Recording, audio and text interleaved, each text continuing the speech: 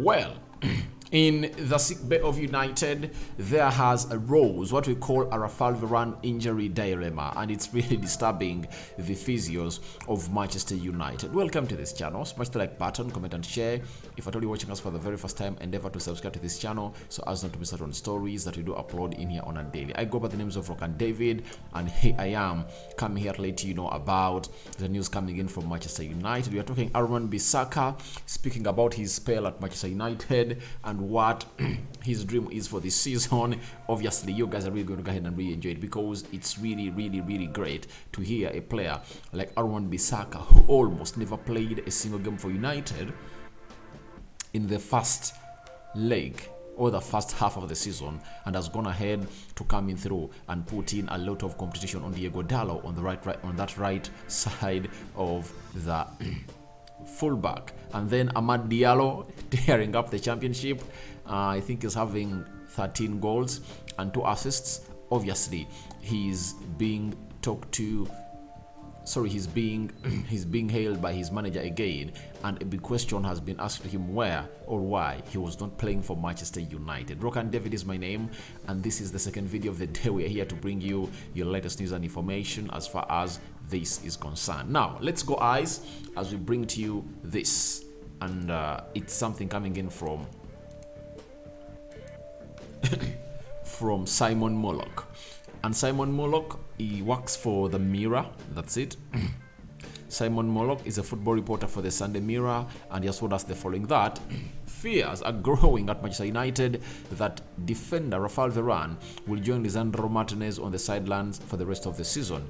Varane has had scans on his ankle after the initial swelling finally started to subside, and the verdict was that he could be out up to 6 weeks. United's medical staff remain hopeful that Varane could recover in time for the FA Cup final if United beat Brighton. Varane has had scans on his ankle. Alright, so the fact being told to us is simple. Raphael Varane found himself injured in the game of Sevilla, and he walked off the pitch. Having walked off the pitch, Raphael Varane was told that maybe in 3 weeks' time he'll be back, and that's what we all saw, that in 3 weeks' time he was going to be back. And I think it's now coming to how many days? I think it's now coming to 2 weeks ever since he really walked off that field of play, and we thought that maybe next week, but one, he will be back. But as it stands, it looks like he might see himself spend more other 3 weeks to make it 6 weeks to see it that he really comes back. And I think it's really something painful right now, because when you look at how Harry Maguire is really doing messes in that central defense, you would at least rather have one of Lisandro Martinez or Raphael Varane other than not having both of them, you know. Not having both of them is really abysmal, you know. It really creates a very huge unorthodox fiasco to Erik ten Hag, and I think you cannot act well when our season was built onto the concrete central defense partnership of Lisandro Martinez and Raphael Varane plus the goalkeeper David De Gea. I know Casemiro is paramount and the rest of the players have been really paramount, but you have to understand that things aren't going to go our way because of Raphael Varane and Lisandro Martinez injury, and it comes in back when you're really perplexed and you ask yourself, can this backline of United or the central defense partnership of Harry Maguire and Lindelof take us through until the FA Cup final? Because the FA Cup final is going to be played on the 3rd of June, and that means if Raphael Varane is to return in 6 weeks' time, that means around the 3rd week of May he'll be back, you know. That means he'll be played in the last game on the 28th. He'll be played like some 10-15 minutes, and then in the fin of Man City you'll have him play alongside either Luke Shaw or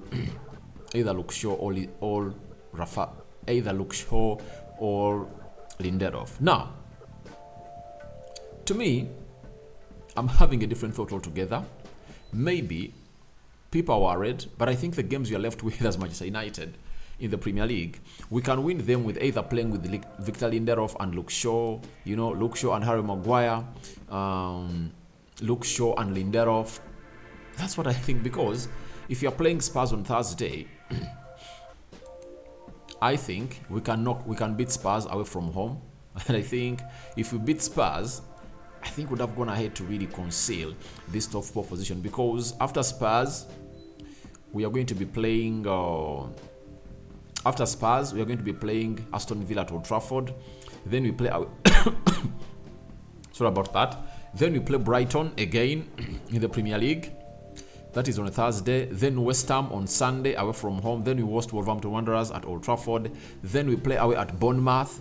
We host Chelsea at Old Trafford. We host Fulham at Old Trafford. And those are the games. Those are the games that we are going to be played at Old Trafford. So our last 2 games are going to be played at Old Trafford. That is Chelsea and Fulham. You know? So when you look at the number of games we are left with, there are 8. We are having 59 points.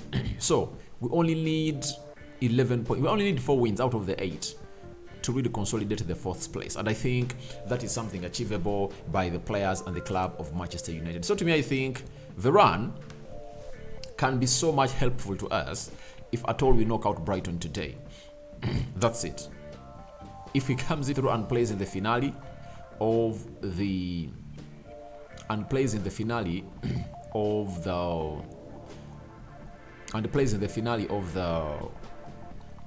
FA Cup against Man City, I expect us to put out a lot of display and obviously put in a lot of competition. We can even hit them. Remember at Old Trafford, Luke Shaw played in the central defense with Raphael Varane when we beat Man City by 2-1, because one will be asking, but if at all Raphael Varane is back, what about Lisandro Martinez? I've seen Varane and Luke Shaw cut out a player known as Erling Haaland, Kevin De Bruyne, you know, in that game that we beat them 2-1 at Old Trafford. So for me, I'm not worried at any point. I really believe that it's all going to go our way, provided we knock out Brighton today, because that's the hill. That's the gigantic hill in front of us. If we really seize the moment, we seize on our moment, you know, and after seizing on our moment, we really put the hill back to ground level of Brighton. I think if at all Raphael Varane are viable, that will give us a huge boost to go on and really beat Man City into the FA Cup final, to deny them a chance to go on and really win a treble at Manchester United. But that dilemma is really bad, and it's like a setback to me that we cannot really welcome. But obviously, we just have to go on and really use the available players at the club of Manchester United. That shows you that we need to bring in a central defender in the summer, because if at all we don't, we are going to find ourselves in conditions like this more next season, because Raphael Varane looks like he's an injury-prone player and he needs to undergo surgery. Now, Wan-Bissaka has told the Telegraph that it has been my intention to stay, but during the period out of the team, my aim was just to play. Everyone loves playing and it makes me happy. During that time, I would do anything to play again. That was our aim, to get the top 4, and that is our target. We have had some injuries, which were not good news to us, but at the same time, there is nothing we can do. The best thing we can do is stick together and get as far as we can. Obviously, sticking together is all what is going to take the way it's supposed to be. But the first paragraph I read about this guy has really gone ahead to catch my eye, because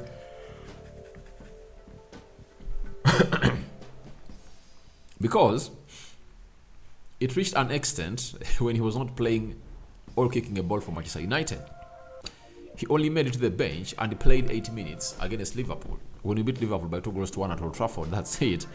And he had never played any single minute for United, not until Diego Diallo went to the World Cup and really gotten an injury. And because Erik ten Hag had no option of really buying in a right back, he had to go on and really sign a player. No, not sign. He had to go on and really front a player known as Wan-Bissaka in the right back position. But he says his aim was all to go ahead and really play. And obviously, he got his chance. And trust me, when he got his chance, or when push came to shove for him, he had to utilize it. And here he comes.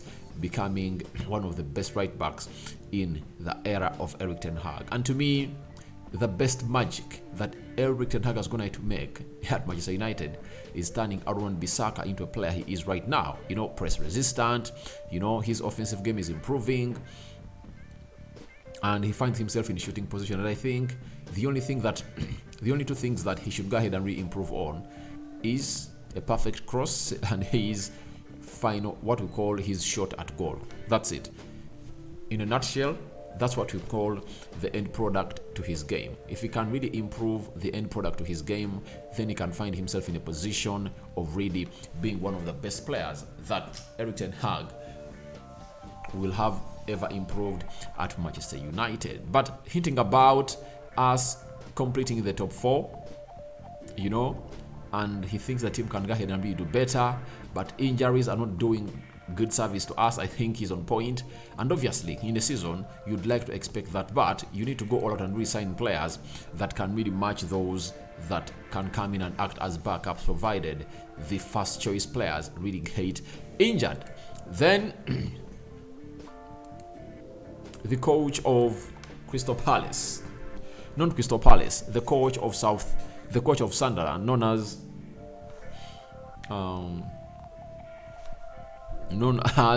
Tony Mowbray, has told us that why couldn't Amad Diallo play for Manchester United?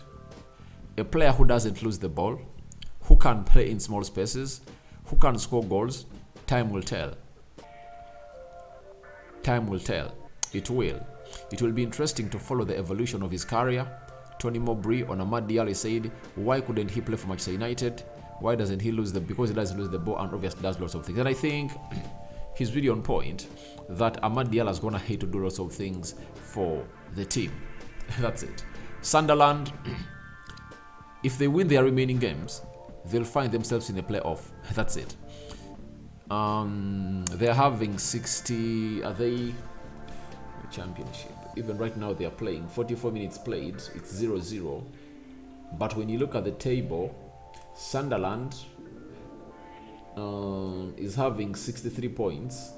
If they win their game, they'll be having 65, meaning that they'll go in the 6th position, meaning that all they need to go all and really win their games. If at all they win their 2 games, the remaining, they'll find themselves in a position of really qualifying for the playoffs. Remember, playoffs of the championship are played in between the third and 6th teams. You know, they play 2 games, home and away, and the winners, the 2, go to Wembley, and whoever wins walks out close to £300 million, you know, and comes into the Premier League. So, thank you guys for watching through. Your reactions onto Raphael Varane's injury dilemma are welcome in the comment section below. It is a huge setback, so that is going to affect us this season, but obviously let's wait and see how that's going to head and prevail. Amad Diallo, why wasn't he not playing at Manchester United? His coach at Sunderland is really asking himself till now. Then Wan-Bissaka, what's your stance onto what he's really telling us as far as his spell at United under Erik ten Hag is concerned? I cover you all in the precious blood of Jesus Christ, and see you when the match is yet to start in, I think, an hour's time from the kickoff. I'm out.